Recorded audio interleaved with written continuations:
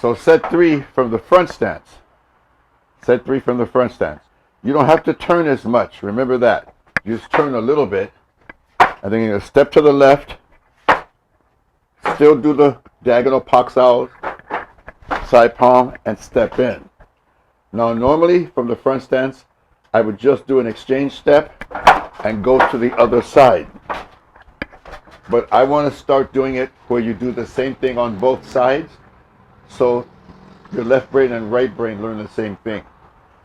So remember, from the side neutral stance, you turn a little more significantly, like that.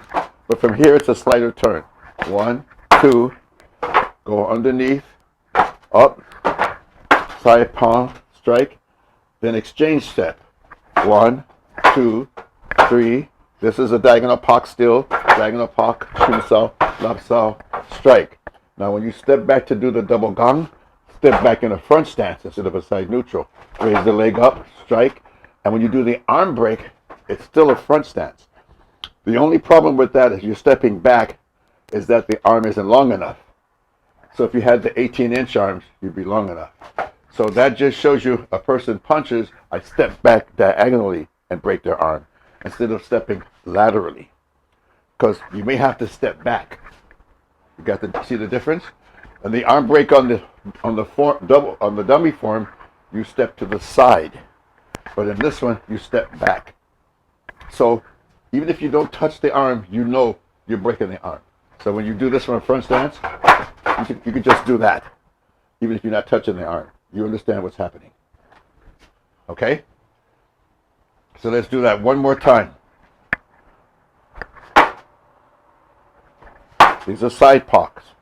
Then this one, diagonally up. Diagonal up. Chun sao. Lock using the waist, not just the arm. Right? Strike. Exchange step. Pak. Pak. Diagonal pak sao up. Up. Chun sao, lap sao. Step in. Front stance, gong sao. Front stance. Or diagonal front stance, arm break. Okay? From the front stance. 1, 2. Move to the side. Bringing it up. Touching your arm. Bring it over your head. Chun sao. Bisecting your body into 2 equal parts. Hit. Step in. Then exchange step. 1, 2. Then step to the side. Bringing it up. Pulling the other hand back. Bringing it over. Chun sao. Lap sao using the waist. Hit. Then step back into a front stance. Hit. And then step back and arm break in a front stance. So you got to remember, both hands have to be active. So when I do this, see my right hand, it has to do, don't just do this and leave the right hand dead in the water. The right hand has to be doing something. So in Wing Chun, both hands are doing something. So when I do this, that hand's doing something. So the best way to explain it is push and pull. So I'm doing this one comes back. Now watch my left hand, it's going to come back. So it's going to have to be active. Okay? So once more, pak, side pak, or toy pak. Toy pak. Now, without this arm here, I would just go up. So this arm is in case you meet something. But this arm can actually mess you up, because in order to do this properly, you would have to hit the arm and try to go around it. So most people just do this. So sometimes to be fast, you go straight through. But really,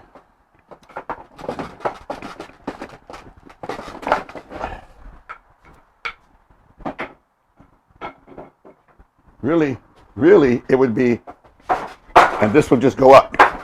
So it's gang sao, gang, gang, gang, fak, fak, fak, fak, diagonal pak. See? So it would be 1, 2, see? So 1, 2. So if you were to hit the arm, you would do something else. We'll work on that later. So this is just covering that space in case somebody punches here. If he punches, then you would change and do something else. But if you don't feel anything here, you just come straight up. Okay? So from a side neutral stance, I'm in the left side neutral stance, right to the pock here, and then I simulate passing through this area in case there's a punch, but if there's not, I just come up. But say there is a punch, I would chin sao, side palm, and then I'm hitting with my left fist now. Whereas normally I would lop side palm and hit with my right fist. So say while doing that, I encountered something, I'd bring the hand up, this would stay here, I'd lop, hit. So this is like part of one of the interruption sets. If I don't encounter anything here, then I would just go to that side and end up striking with my right hand. So if I encounter something, I cover and then hit with this hand. I'm going to start it slow from here. So the first version from the side neutral stance. Step to the right, pock. Step to the left, pock. Step to the right, pock, gan sao. When you do the fox sao and the diagonal pock, you step a little bit to the left. Shun, go between the arms, side palm, hit. Now, if you encounter something here, there's a couple of versions. I'm going to show you one of them. Step to the right, step to the left. You still step to the right like you normally would do, but you've encountered something, so you bring the hand up to cover it. Now notice I'm using that arm. You can use this arm too, but you're going to have to step and hit. So we do that again. And I'm still going to go in the middle, side palm, and now I'm hitting with my left hand. Or,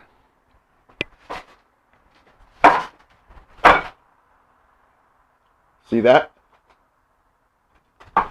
And then hit. And then and all that part. So that's an interruption if you encounter something here. So while I'm doing this, if I encounter something, I want to cover. So if he's punched low, he's probably going to come up with one of his limbs. So I do this, I do that to cover, because I know something's coming up, and then I hit.